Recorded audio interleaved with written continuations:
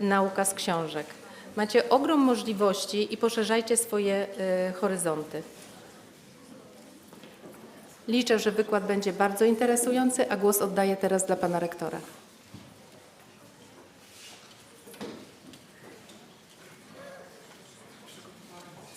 My dear students, I'm so sorry because in language we have our honor guest, Professor Peter Bauer from Rostock, from Central Gene.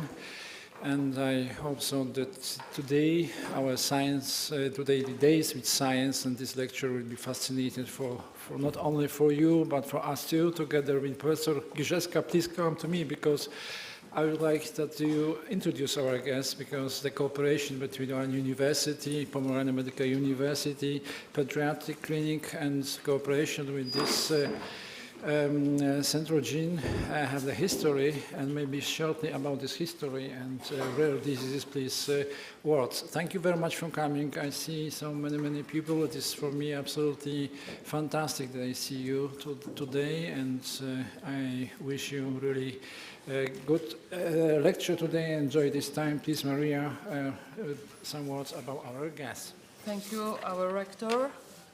Thank you very much, Professor Domański. Your Magnificency Rector, Professor Domański, dear professors, dear colleagues, dear students, you are also our colleagues, so we are very happy that you came today because today it's my great honor and pleasure to welcome our speaker, Professor Peter Bauer. Professor Peter Bauer came to us yesterday from Rostock. He is absolutely the world-leading expert in molecular genetics and rare diseases diagnosis. He is a chief scientific officer of Centogene, a fantastic company, but I would rather say institution, which is very well known in the world as the one of the best to perform the very wide diagnosis in the rare diseases. And Professor Peter Bauer is the leading expert on this field. About his lecture, it will be a lecture dedicated to use of the most advanced diagnostic methods to diagnose children and adults, patients with rare disease, and you will learn how much it may be beneficial for the patients and for the whole family. Professor Bauer is by training a neurologist and human geneticist, and he is also neurogenetist. So he has a phenomenal background of knowledge, and he is a great scientist, being the author of hundreds of very important scientific publications. He is also involved in different scientific projects, including those dedicated to special population, for example, to the part of the world where there is a high incidence of consanguinity between the parents. Therefore, this is a situation where the incidence of rare diseases is much higher. And Professor Bauer, together with his team, is, for example, involved in the diagnosis of rare diseases in such a destination as Pakistan or Middle East. But for us, he is a fantastic person. Thanks to him, starting from 2019, in our clinic at Department of Pediatrics at Unii Lubelskiej Street Hospital, since 2019, we were able to diagnose almost 1,000 of Polish children and their families, and also children from Ukraine affected by rare diseases. And thanks to Professor Bauer's great involvement, by this diagnosis, we were able to change the lives of numbers of patients and their families. So it's, Peter, you know that we are always so grateful for all what you are doing to our patients, and every several months, Professor Bauer, together with his team, visit Szczecin and perform very detailed and long-lasting and very intense family consulting, genetic consulting, and the same happened yesterday. Professor Bauer with his colleague came to us yesterday early in the morning until late night. We were consulting our Polish and also Ukrainian children affected by rare diseases, and as you can see here, everything happened in my office at Unii Lubelskiej Street. Many of you, I don't know if you already completed the training in our department or if you are just before it, so we will teach you about the rare diseases, and you can see some of our children and Professor Bauer. There were no language barriers. We were speaking Polish, German, and Ukrainian, so it is really a core international cooperation in the direction of early diagnosis and treatment of children with rare diseases. So Peter, the stage is yours, and we are so grateful that you came. And now it's a challenge for me, how we will change. You will do this? Fantastic. Maria, thanks a lot. And I'm super impressed being here. These 2 days mean a lot for me because one is just looking after the patients, as you've seen. The other is also inspiring you, and you brought your time with you for this hour. Why this is relevant, and also why these changes I want to share with you could also impact your professional life. And then later, if you're impacted, also the life of the patients you will see in your professional career. And so this coming together to showcase what can happen if the right people meet and the technology is there to find solutions is something that kind of has driven me the last 20, 30 years in my professional career. And so I'm glad to take you through a journey today, which has the title From Genes to Diagnosis. And this is, I think, already a challenge and something we should spend a couple of thoughts on how this can happen. And before I go into kind of the content, just you would think about, is it possible, is it at all a good title to say we go from a gene to a diagnosis? And I think the assumptions we all have that this is possible is always also important to know. So what is the basis of a physician that thinks a gene can lead to a diagnosis? And this is a lot of knowledge, but as well goes back to something very central in biology, which kind of the fathers of the DNA, Crick and Watson, have formulated many years ago, where they said there's a DNA information that makes an RNA, and this RNA makes a protein, and so we have a direct translation of an information into a biological system, which in the end is the patient you face. And so if we believe that this is the right concept, we can also take kind of an observation at the DNA level and say, in the end, I want to establish the diagnosis. Yeah?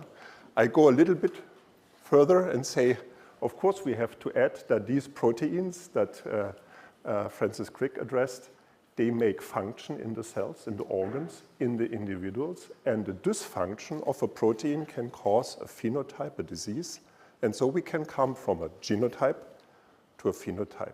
And basically, that's the mystery and also the fun about molecular genetics and clinical genetics. You always want to have the one on the one side, which is super easy. It's like reading a book. But then you have to find the right sentence and the right information to say, this information is relevant for that patient today, for the question, the health issue this patient might have. And so I think the title is a little bit an overstatement, and I will go into that as well, because kind of what we always have to do is review what we have been told by our ancestors, by the legacy, and also see where it still fits and where it has gaps that we should now fill with our own brains, with our own research, with our own models to make it better. And so today, I will show you why we need more than just a gene and a diagnosis, because we have huge challenges where the patients are not answered with a simple equation like I have put it there, and Francis Crick has condensed it from his models. We need more than just DNA and genetics. We need to characterize a patient very deep with his phenotype, but also with other markers that are correlated with disease. And I will go into that in the next step.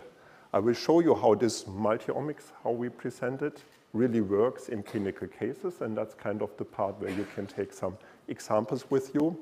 and then also how we can go to more biomarkers and have more precision in our understanding of health and disease. In the end, you have to build a concept about the disease. Why is this impacting a patient? Parkinson's disease, for example. You have learned probably what is the driving cause of Parkinson's. Who would know? Well, is it something to do with substantia nigra? yeah, there's a problem in the substantia nigra, and there's a deficiency of what? Of dopamine. So that's what we learned. And we can the pathologist will tell us, yeah, I see it. These neurons are gone. And so that's the correlate that they say Parkinson's patients have a degeneration there. But now the question is, why do these neurons degenerate? And if you go a little bit back and think, I want to treat, it would be very good to learn about what is the mechanism that caused these neurons to die early. And with this knowledge, you could think about how can you modify it and how can you then design treatment or even prevention, more ideal, for this disease. And Parkinson's is not really a genetic disease, but what we learned is part of the genetic causes of Parkinson's tell us a lot about mechanisms, and I will not touch on that today, but without genetics, we wouldn't know that there is metabolic changes in the brain of Parkinson patients that are even preformed as a genetic risk. And of course, if we would be able to take away this risk, knowing how to do that, they would have a much reduced risk developing Parkinson's. You get it with 60 years. If you push out the age at onset by 30 years, this Parkinson patient will be healthy until he dies today. Yeah, and so that's kind of the way of thinking we should develop. Now, rare disease is very difficult for students because they look at the numbers and they realize, oh, there's 2,500 rare diseases, genetic. I can't even learn 2,500 gene names and diseases.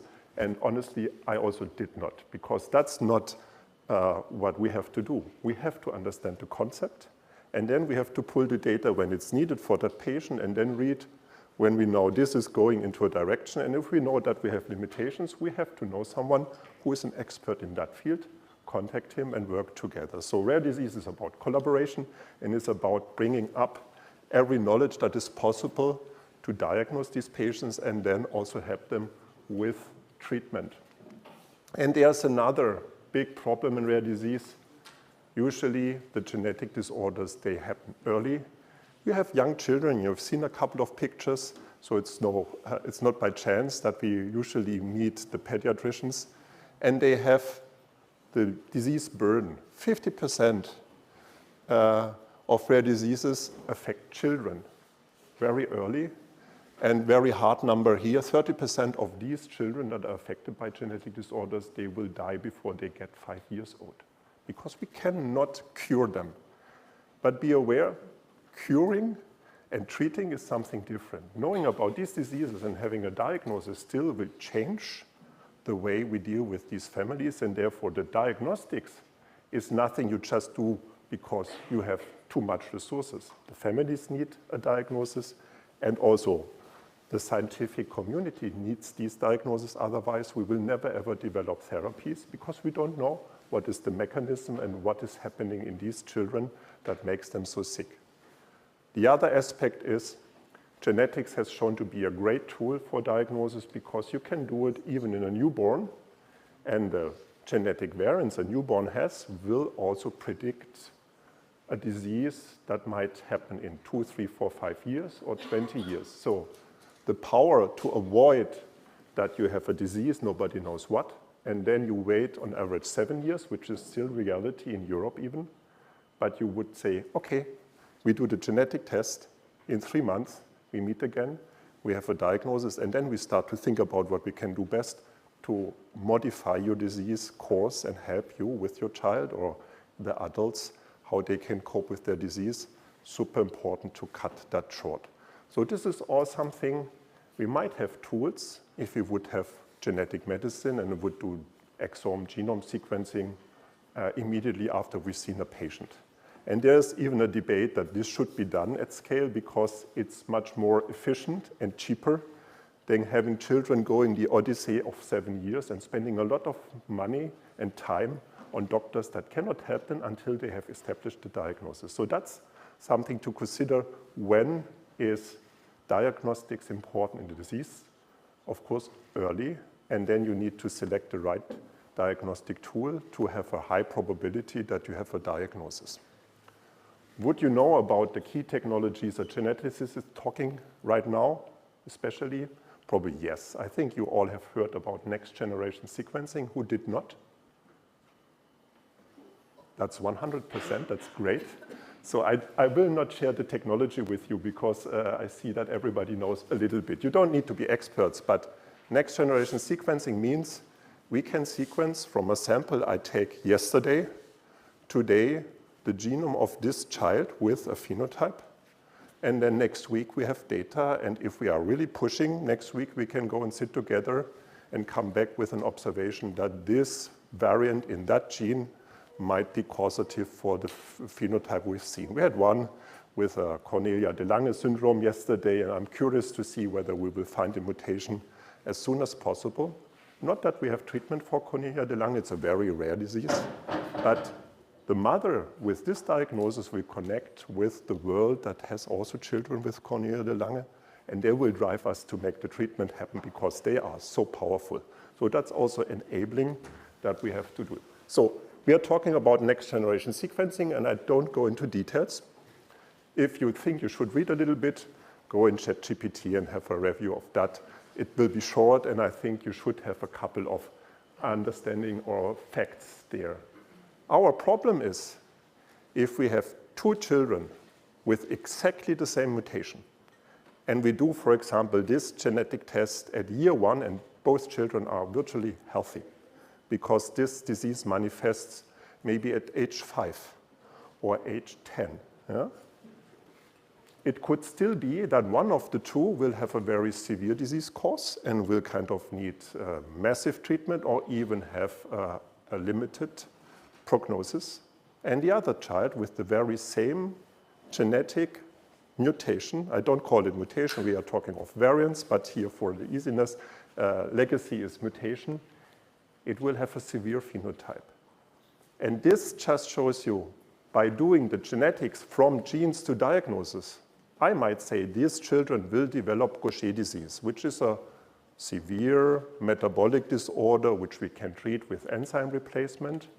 But I wouldn't tell you whether one of these childs will have kind of to go for treatment every 2 weeks and will have severe complications like having bone fractures and whatever can happen in this disease.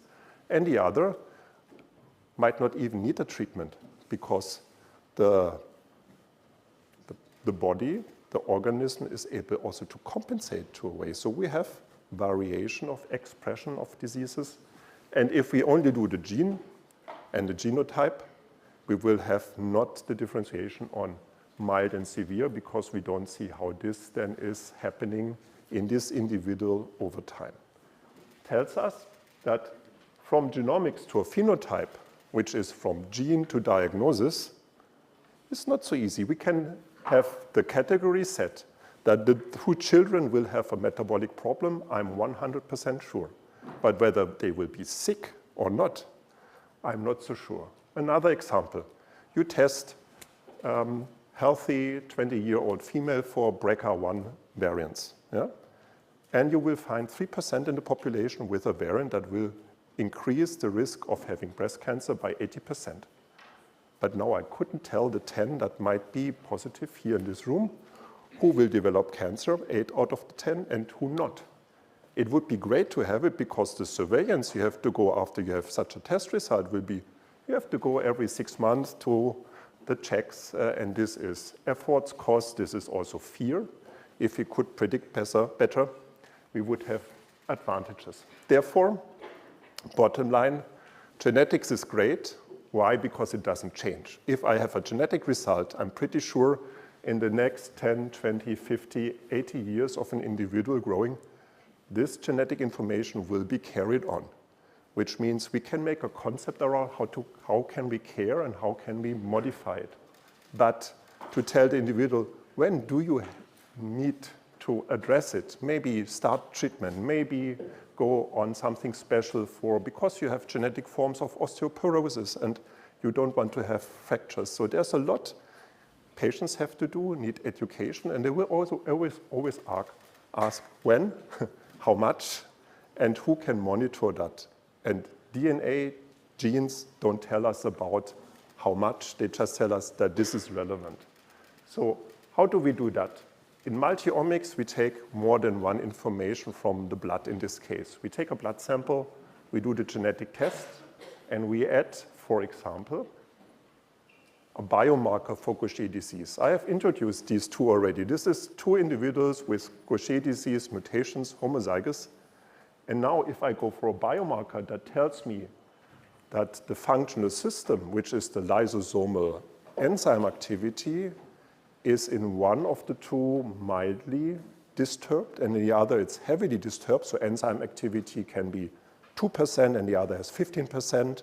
And then we check also biomarkers where we see this leads to accumulation of lipids that only show up if the system is stressed.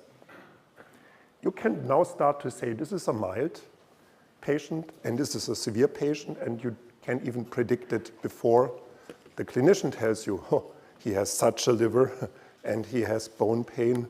It seems to be a severe disease cause, because if the the bones are already resorbed by the disease, you will keep with that and you can't restore it anymore. So we need more than genetics for prognosis and for therapy, because if we have something to measure and also show that therapy, enzyme replacement in this case, is efficient, we can adjust dosing, which helps a lot as well the healthcare system, because these new therapies, they are super expensive. Just to share with you, Gaucher disease used to cost 300,000 euros a year. And with this therapy, you can have patients being on therapy for 20, 25, 30 years. Think about it. If you could reduce it by 50%, because you would know it's mild, you would save the healthcare system millions for another patient that also needs this treatment. So it's also on the ethics on us to find better models to predict. How do we do it? So in principle, what we need is still, and that's so important, therefore you have to go to the clinic, you need the description of the symptoms of the patient, and then you can decide, and we call that phenomics as an omics space. So this can be classified and organized also in a digital space. You can do genomics, and I think for rare diseases you always will do genomics. But the important thing is that you should add, in this case, metabolomics to measure something that shows you the severity of disease. And then you bring together both information, and then you can have better diagnosis, because you will say this is Gaucher disease with a mild expression or Gaucher disease with a severe expression. And you can also help to treat and monitor whether the severe patient under treatment shows improvement of this marker, and you say, no, this works, you are safe. And I just want to share with you a study we've done covering these countries that usually don't have access to genetics, where we offered to send in materials of children less than 5 years old. A total of almost 4,000 patients have been sent from Egypt, from Pakistan, from the US, from Mexico, also from Europe. And these were then characterized with a genetic test. So we did sequencing for metabolic genes. Roughly 300 were on that gene panel, next generation sequencing. But we also updated then with biochemical data if we had something special in that child to show, yeah, it's really a biochemical defect, and the genotype and the endophenotype, the biochemistry, match. And this helped us not only to be very sure if we haven't found something, it also helped us when we had something kind of abnormal but not well described. We call it uncertain variants. So this is the rare genetic variants that everybody here has, and they can be very negative, but usually they are neutral. And you don't want to take just a variant as a cause of disease if you have not shown that this variant is really having an impact on the biological, functional aspects of that disease. So we use biochemical tests to then classify the variants, and in the end, we had a cohort of, as said, almost 4,000, where most of the children had global developmental delay, That's a common unspecific pattern of disease in small children because they are late in their milestones. But they had also typically of a metabolic disease, problems with the liver, too large. They had problems in the brain with seizures. And so we see a very diverse picture of phenotypes, which probably 3 or 4 patients of yesterday would also have fit the same approach. And then you see, as I told you, many of them are young, severely affected, and what is special, we had, as said, many from Asia and Africa that is usually not looked into. Why is this so important? Because we think we have solved our healthcare issues, but sometimes we have not even developed treatment that also works in other populations. That's one of the problems. And the other is, in terms of access to treatment, we should, of course, look that we offer diagnostics and treatment to all the children in the world and see how we can at least bring down the barriers we currently have. One is money, but the other is also education and availability of these tests. Such a test is not so expensive that kind of the healthcare system in Egypt could not afford it. They in fact do. But they have to kind of advance also how they work with genetic information. Now you see here, this was, excuse me, the regions we have covered. And you see that the positive diagnoses were very, very different in different locations. You see at the end of the scale in North America, we had 40 samples and only 2 diagnoses, which is a very small gain from this test. And the same test in Asia brought 60% of positive results. So these children even benefited much more than those that we served in North America. And this is explainable because they don't have access to testing, and therefore they are kind of diagnostically naive. Nobody has thought about what is the diagnosis, and you will find, and that's on the next slide, no surprise, the most common disease is the one already shared with you. This is the metabolic disease where we have treatment available in Europe, in North America, and we also have treatment available in Egypt and in Pakistan because they fought for having these enzymes also in their clinics, but they don't have the diagnosis. We have diagnosed more than 150 children with this diagnosis alone. So, and the next day they could go on treatment. So that's a big gain in also having actionable results. And all the others here, out of the 5 most frequent diseases, 3 of those, or 4 of those, have treatment available. So it changes massively for the families, for the patients, if this knowledge is available. But this is kind of genetics only. I want to show you, if we go a little bit deeper in one of these diseases, which is mucopolysaccharidosis, very severe defects in assembling and cutting down complex glycolipids and lipids in the brain. So these children have a problem to maintain the homeostasis of their neurons. Neurons are always stressed, they trigger inflammation, and with this inflammation, they have a very early neurodegeneration. And these disorders, this is children that stop to talk, stop to see, because the brain is just going into shreds within years. So after 5 years, these children are deaf, they can't see any longer, they don't talk, and you have to care 24 hours. And this was a child at year 1 and 2. It might have been super happy and super active. This is the early onset neurodegeneration based on a metabolic disorder that is also starting to be treated. And here for these diseases in total, we had 300 diagnoses.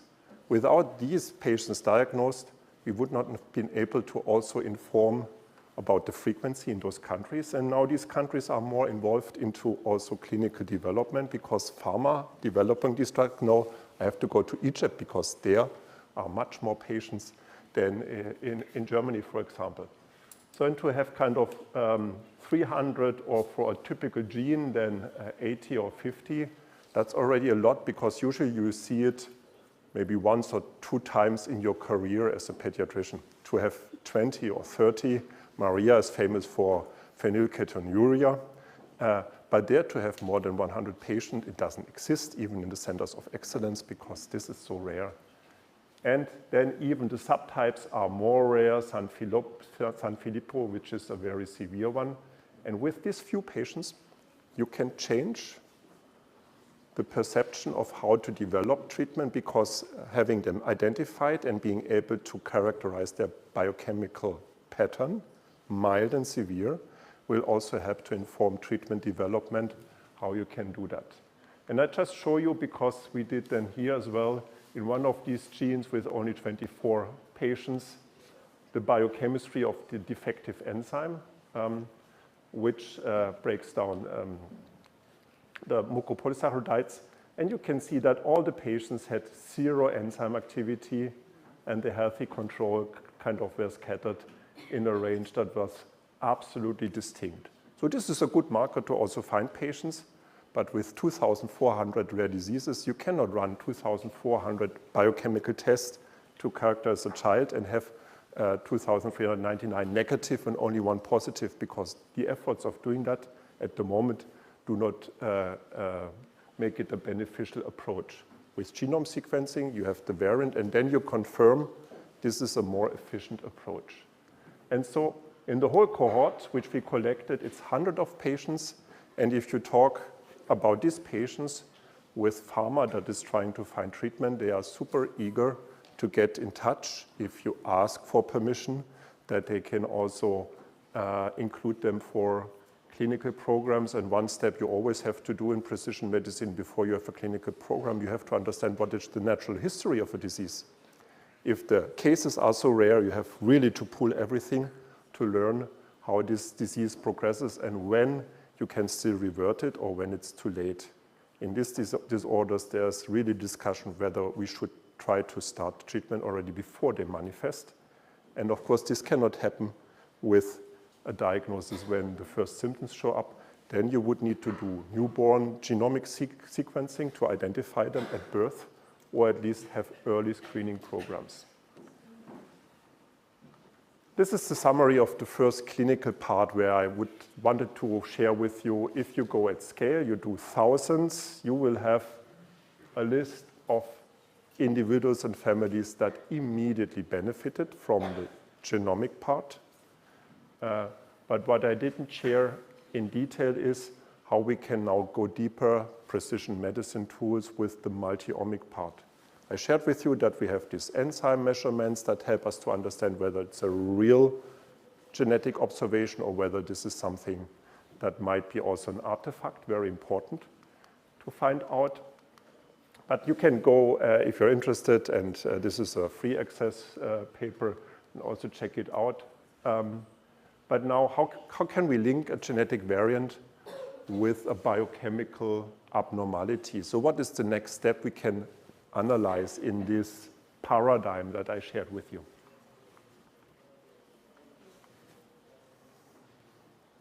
Any idea? It's already a little bit there. This molecule here is the RNA. So this is no longer in the nucleus. This is the transcript of a gene that the cell uses to create proteins. And while the DNA you can find in every cell always with the same information except for tumor cells. Yeah, they should be identical or almost identical. The RNA content of a cell is very unique.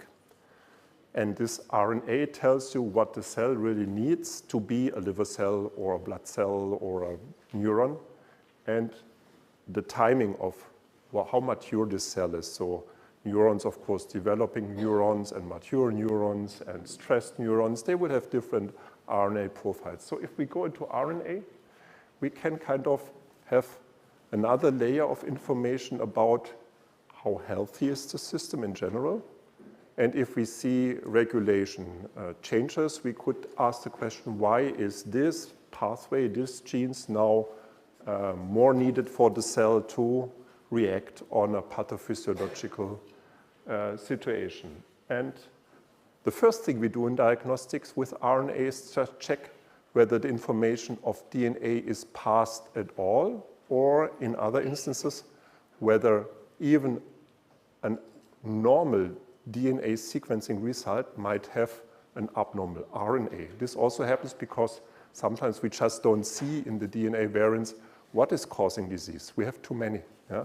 And with RNA or transcriptomic data, we can just reduce complexity for a couple of questions. And I want to share with you one case that really was, for the whole team, so important. This was a boy where we received a sample in 2018, so now 6 years back. Came from Mexico. Those that are proficient in Spanish, they will see he was small. He had something special about the face. He had an umbilical hernia and a problem in the pharynx and some skeletal problems. Yeah? And if you combine this, experts that are seeing this child would say, can I see a picture of that boy? And if he looks very typical, you would say, well, this might be also a mucopolysaccharidosis. Boy, the most frequent gene in boys is X-linked, and you would say, well, that might be a morbus Hunter. And so we did the enzyme, which is the udronate sulfatase, and it was very abnormal, so much too low. So there was no enzyme activity. For an enzyme you have to have, otherwise you're not healthy. So clear signal of something is wrong. But then we did sequencing of the gene, and we have found nothing. Everything was normal. How can you diagnose someone with a normal DNA result and an abnormal phenotype? I would say easily, because the physician always is right. If the geneticist is too stupid to find the connections, it's not that this boy is not suffering from morbus Hunter. It's more that we have to sharpen our tools and understand how can we explain that. No DNA variant, and now in our paradigm from genes to diagnosis, we can't work, yeah? Because we have nothing. There is no diagnosis from the genes, but we see that actually the diagnosis is on the plate. It's morbus Hunter. So we received, over the last 6 years, every year received a new sample. The boy was progressing. They asked at least for the enzyme as a monitoring, was always low. But in 2024, we have been able to also analyze the RNA of that gene, yeah, which means we did not extract the DNA from the blood, but the RNA from the blood. And since IDS, the gene is expressed in blood, we had the following results. And this is a little bit busy and complex, but what we show, it's called a sashimi plot. Yeah, you know it from sushi, ordering sushi. This is something where you stake it up. And what it shows is here in the bottom, that's the reference, that's the gene. And it goes from right to left. And every box here is an exon. This is coding sequence that should be represented in RNA, while the introns, the non-coding, should be spliced out. And what you see in our sequencing is we have here a pile of information. This is a control for the first exon, something for the second, and then this graph shows how this is connected. So you see that it's a break in the sequence, and then it's split up, one exon 1, the rest exon 2, and you get kind of a full representation of the gene, and here we are on the 3' UTR. But in this boy, you can see that here something strange is added. He has a pseudo-exon that should not be there. So from RNA sequencing, we were sure that there's genetic information that adds to the messenger RNA, which has to be used to produce the protein that the controls don't have. And of course, this is confirming the observation that this boy has, in fact, a molecular defect in that gene. And if we looked a little bit deeper, this is now high resolution. We go and zoom in exactly here in the reference sequence where this additional exon is, we call it mapped. Here you can see now this is, once again, the gene. We don't have a box, so we are in the intron. The color code is every base is just one color, green, blue, black, and yellow. So to show a little bit better how the sequence is be read. And you see exactly here there is information. This is a read from next generation sequencing that is cut here and then goes into the next ordinary exon. So this is an additional exon. And if you look hard to see, there's a green band here. Here's a variant that this boy has. And whenever we have gray, the information of this sequencing read is identical to the expected wild-type reference sequence. But here, this boy has a deviation, and this green should be red. Yeah? This is a variant deep in the intron, but this variant is creating a new splicing generation signal. And with that, this boy had to use intronic information for the mRNA and thereby damaged the protein, which is an enzyme. And therefore, we can now explain the lacking enzyme activity in this boy. And when we got back into our DNA data, of course, we have seen this variant also in the genome sequencing data set.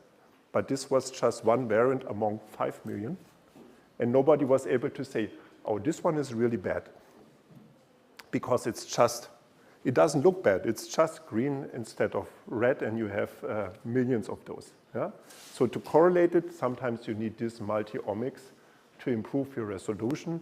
And here we could establish a diagnosis by doing genome sequencing and RNA sequencing, and then compared both data sets. So that's the game. Now, how good is the game? You will ask, okay, there is how many genes in the human genome? Would someone know? 20,000, 23,000. So we added a few thousand in the last years, but 23,000 is not too many. But the more important question is, how many of these genes are present RNA expressed in blood? Because if you don't have RNA expressed, you can take a blood sample, but you will never find it. And you can imagine many genes that are relevant for the brain, you don't find in blood because the blood cells don't need brain genes. Yeah? But still, we know that roughly 50% of the disease-relevant genes, the rare disease genes, are expressed in blood. So we can add that technology for 50% of the cases where we might to find clarification. And here, going back to our mucopolysaccharidosis San Filippo, which I shared with you earlier, the good thing is these metabolic genes, they are quite well expressed in blood. So we have kind of a good expression, which is kind of a count after normalization of RNA sequencing. And everything above 10 is enough of these observations that you can do a similar analysis like I showed you with IDS. So this opens up a new diagnostic opportunity, especially for us because we start diagnostic with a filter card. So we usually take a piece of paper, and the boy in Mexico, and I've shown you kind of the card here, the boy in Mexico on the other side had put 10 drops of blood, let them dry, and these dried blood spots can easily be sent because this is just a letter. You need a stamp. You don't need logistics. You don't need refrigeration. But we learned that RNA is stable for a week. So we can now do DNA sequencing from this material because we have leukocytes that are on the filter card, but we can also extract RNA molecules. And so this together gives us now an opportunity to add a multi-omic transcriptomic layer for patients with these disorders. We can go further, and I'm going back to Gaucher disease once again. You might have heard that we classify variants, pathogenic variants, in different categories. It could be either a variant that is truncating, which means the protein is really cut, or sometimes even not existing. These are the severe variants, because if you don't have protein, you don't have enzyme activity. But the majority of the variants we see in rare diseases are so-called missense variants. And what happened there is you have an exchange of an amino acid in the whole polypeptide change. And this leads to a different and altered secondary and tertiary conformation. And this might impact then the activity, the moieties of that protein. Missense variants are much harder to predict because you have to know which functional system you should look. Is it more protein-protein interaction, then you have to check whether this surface is changed, or is it an enzymatic protein, or sometimes it's a structural protein. Then hard to say whether it's less rigid or more rigid, and both could be bad if you have it in your heart cells, for example. So we can see in GBA1, which is the gene for Gaucher disease, we have missense variants many. We have loss of function variants, which is those that cut the RNA already. Oops, yeah. And expectedly, if you have an individual RNA sequencing, if individuals have missense variants, the amount of RNA that is available will not change, because the cell which has produced the RNA and doesn't know that in the end this protein is different, doesn't work as it's supposed to be.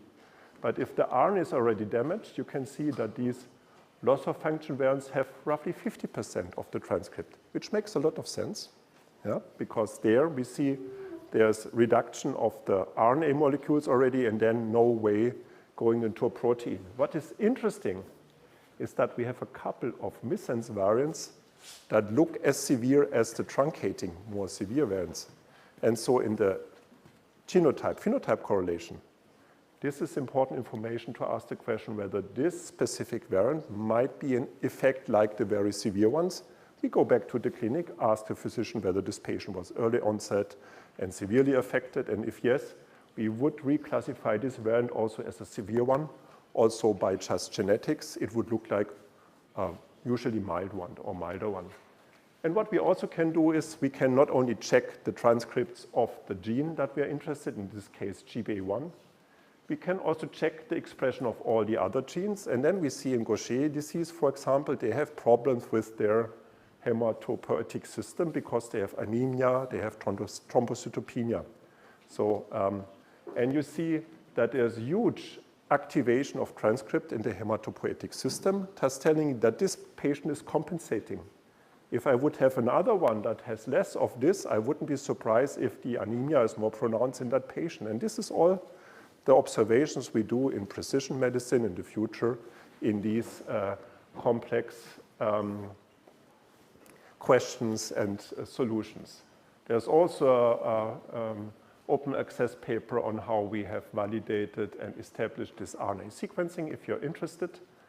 And just this, my last slide for wrap up the first part, which is, and the first part is 75%, that I have to tell you today, don't be afraid. You see, if we do genomics only, and we assume that this is a genetic disease, so assume that we could get to 100% positive genetic diagnosis. At the moment, we solve 35% of these cases with the technology we have doing exome sequencing. If we do genome sequencing, so exome sequencing, 60,000 variants, but limited to the exome, so very relevant and good for interpretation. Genome sequencing, we do 5 million variants, and we add 5 to 10% here.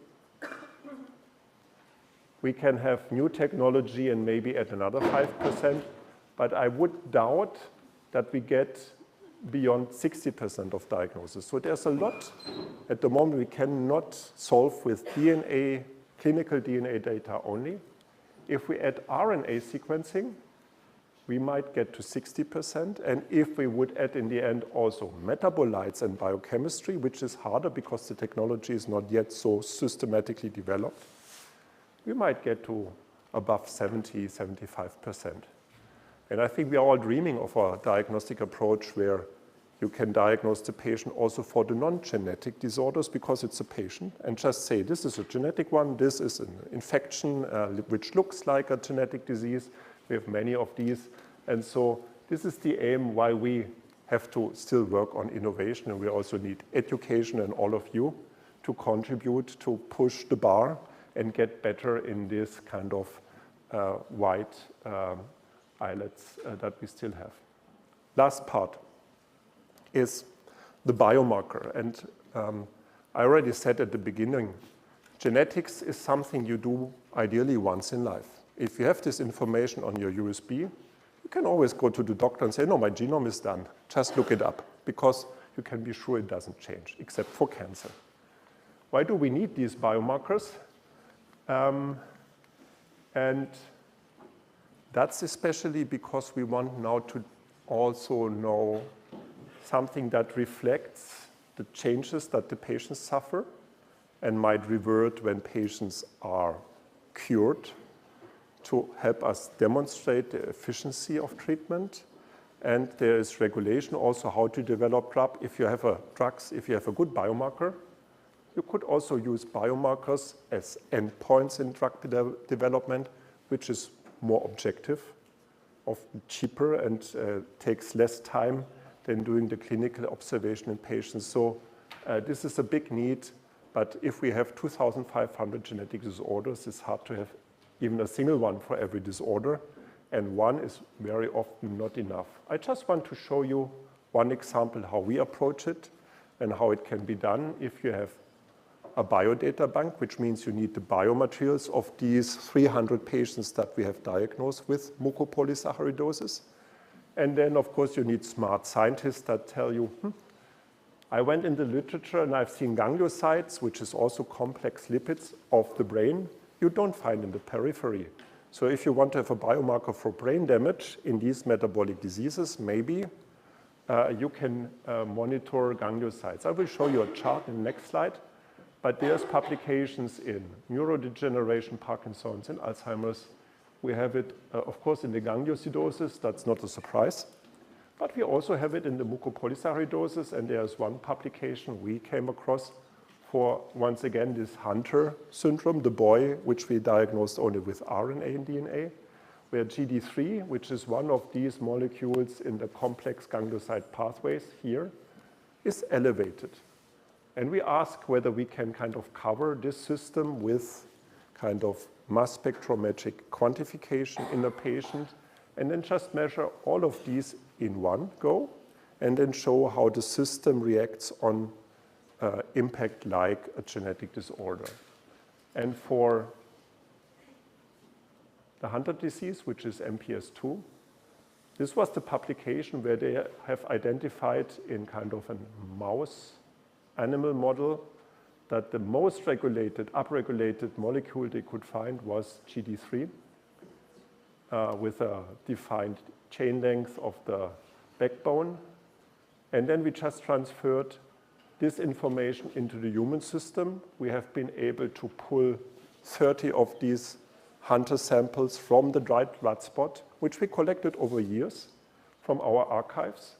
We have chosen controls where we knew that the IDS gene, which is responsible, is normal.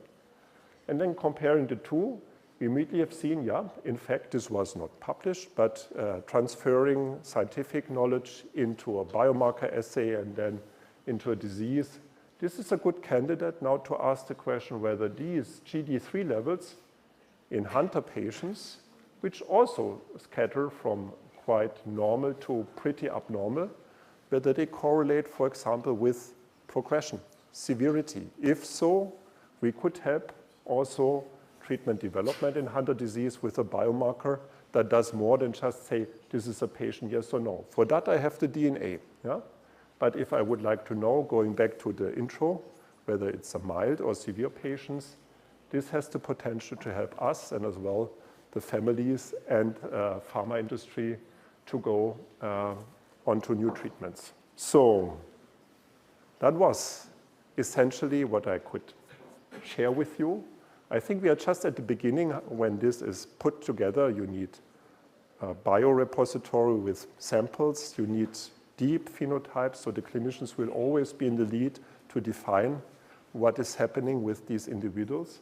And then we, at the molecular level, in the laboratories like here and in Rostock, we can work on the multi-omic data to complement with insights from the biological systems.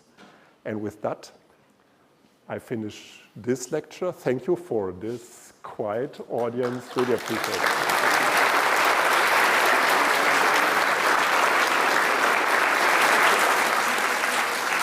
Thank you.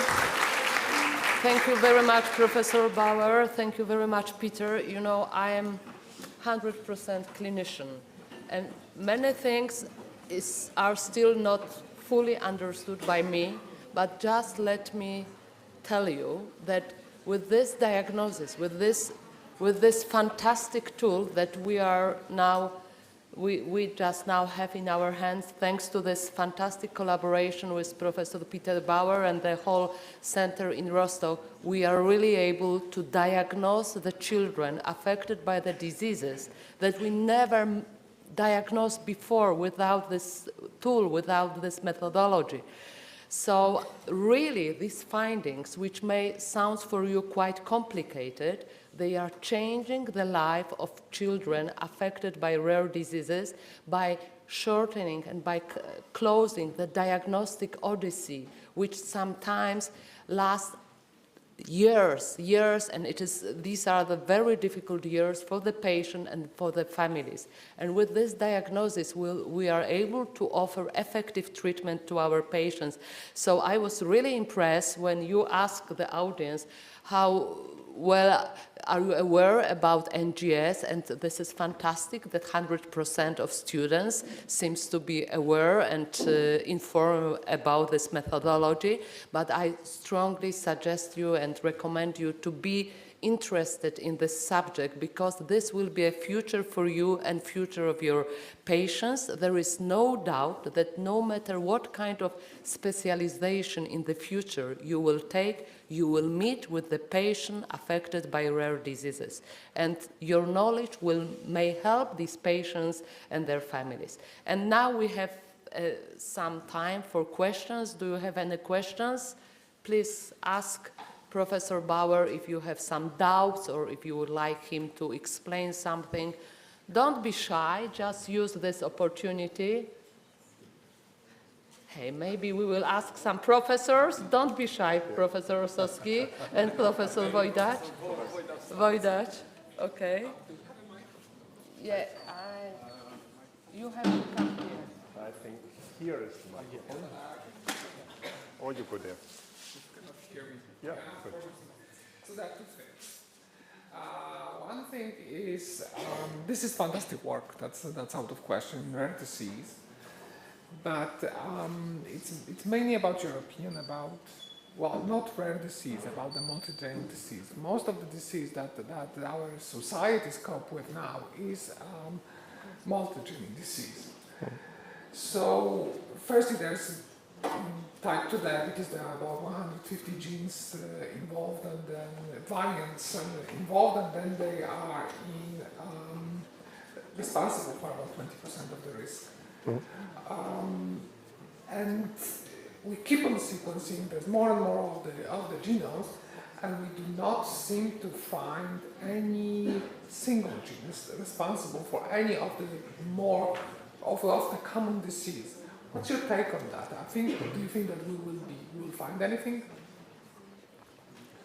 That's a very good and relevant question, and kind of the rare disease patients, they are hidden in your complex cohorts because it's just a fraction that has a little bit a different story to share if you have the right tools to read the story. Now let's go for example, diabetes, where we would say most of the diabetes risks are kind of environmental. But we learned, of course, a lot about the mechanisms of diabetes in the genetic forms, which are very rare, but we have kind of the mature onset of diabetes, different genes. And if you go there and try to understand why is this such a high risk to be diabetic, you will learn to look at the cohort that has the non-genetic forms with a different perspective, because you will apply this knowledge and ask the question, okay, they are not genetic in such that they have mutations. Maybe they have not even been tested. Yeah, that could also be that you start testing them first and realize, oh, 5%, I didn't know, I have to add. But the second step is that you understand the mechanism of disease much better in the genetically defined, and then you can look for this mechanism in the complex ones.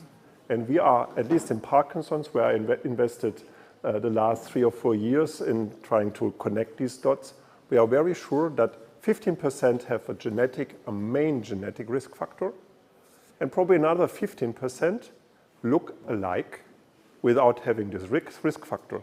I think when it comes to treatment and we develop new treatments and even prevention, we should offer that to the 30% and not the 15%, and maybe then go from there to a larger cohort. I think in the end, all these common diseases will go into small buckets of more pathophysiologically defined subphenotypes, subcohorts, where we will then address with different treatment regimens their speciality in their biochemical phenotypic expression. So it's a good learning space, but then you have to generalize. So you should always do both. Look from the rare to the complex, common, and from the common to the rare. I think that's the best instruction you can take. Yeah. Thank you very much, Peter, for your answer. Other Students, questions? some more questions, some more doubts? Would you like to discuss something? Where is the question? Where? Where is the Where? question? Huh? I didn't see it. Ah, up there? Okay.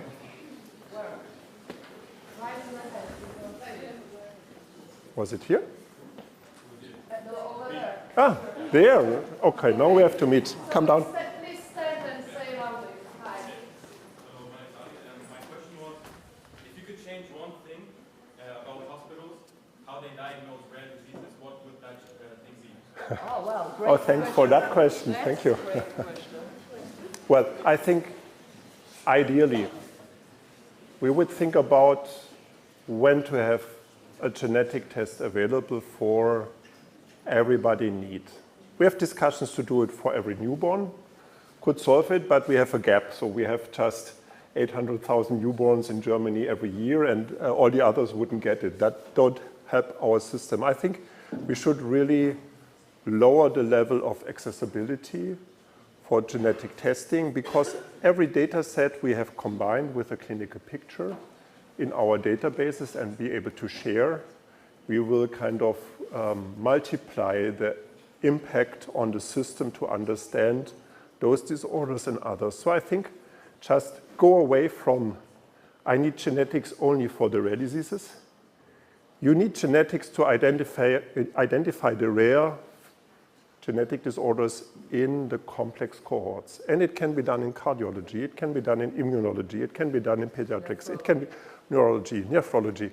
You have to kind of, if you would start with this paradigm, it would completely change how we perceive our disease concepts. And for me, it's so important just to always go back and ask, is the model I have still appropriate for the patients I face tomorrow? So do I get it right, or do I have to go back and modify also my concepts, how I see what is relevant here and there?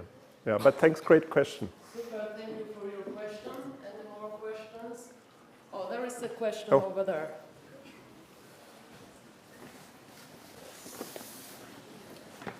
Be careful, don't fall. Hello. Yeah. My question is a little about the translation of the research. Of course, you're making the diagnosis, and on specific patient, you have then the solution or the diagnosis. But sometimes it's completely new, something you haven't known before, variant you haven't described before. So what are the challenges to introduce this knowledge to the new patients, so that it's like just a research paper, or is a new panel discovered always, or how you help the future patients with your knowledge? Thanks, also great question. I just stepped down once again, not to step on you here. But there is, I think, three aspects. One is, as I showed, we don't solve 50% of the cases. We should not delete the data, we should collect the data and then make it available to everybody who thinks he's able to do research on these massive amounts of data. That's one. The other is, per guidelines, we should only report what is established and evidenced today, and there's value. Go back to the breast cancer screening. If I would share a variant that I'm not sure that this is causing breast cancer, I cause a lot of stress and maybe even depression in a healthy young woman. and don't know what happens next. If she meets a doctor and he says, well, we do surgery and then you have no risk left, that could happen, but maybe it's completely wrong. It's hard. That's a fine line where you don't want to over-report, but also don't want to under-report. How we approached it was, we said, we will have the first page, which is the one that is always important. That's a diagnosis, and this is kind of robust, state-of-the-art evidence. We also share, and we discussed it yesterday, on the second page, something we call potentially relevant finding. Yeah? And a potentially relevant finding, for example, in this example of this hunter boy, could have been that if I would have been smart enough 2 years ago when we did the genome, I would have said, there's a deep intronic variant in IDS. This could alter splicing. I have not seen this variant before. Maybe it's relevant. Now, please collect more samples in your family, and if we show that this variant is only present if other also in the family have the same phenotype, we could validate it and then come to a conclusion that is not uncertain but certain. So this is part of what we do to improve the knowledge transfer information, that you don't restrict a report to the bare minimum, because sometimes a hint will trigger a thought, will trigger a call, a discussion, and then you might move much faster than just dumping the data somewhere and say, well, I have other business to do. So what we also try is just to update our knowledge, and if we find something new, we will also go through all the cases we have done in the past, and this goes into the hundred thousands. And if we have other patients with the same variant that we now think it's relevant, they also get an updated report to make them also enable them to act. And I think in the end, this fine line between doing research and also be transparent in the communication that, and we discussed it also yesterday, where we said we can do RNA sequencing in a case we couldn't solve yesterday, but I also shared with the parents, this is no research. Don't expect that I can write you a report with a signature, because this might take even much longer. But they need a diagnosis, we need to learn, and I think it's a good deal we can enter from time to time, that this in between is the best compromise we can have.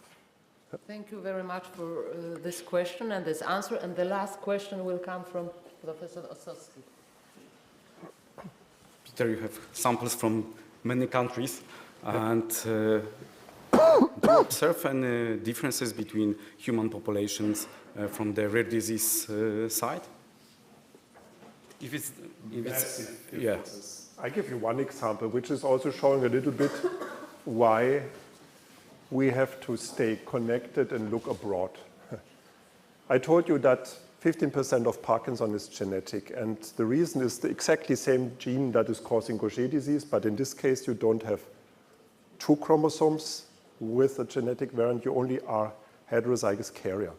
So the parents of the Gaucher patients, they have 5-fold increased risk to develop Parkinson's.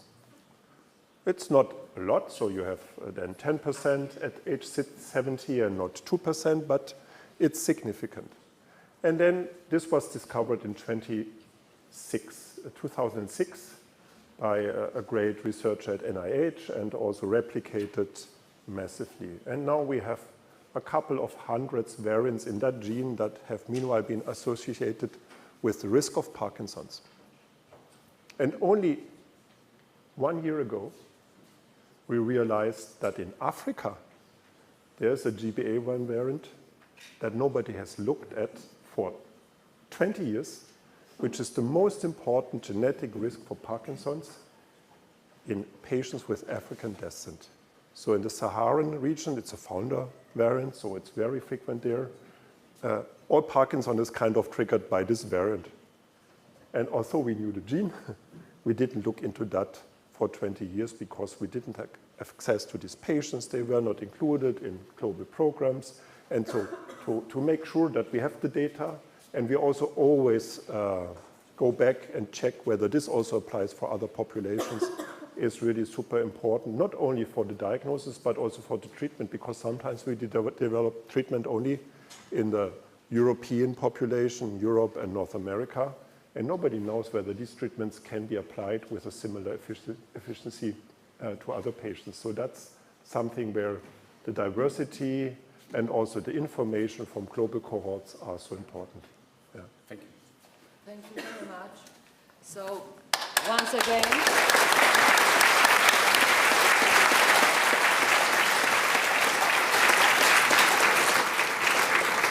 Thank you, Peter. It was absolutely excellent lecture. And once again, please, enthusiastic bravo, because we have the world expert today.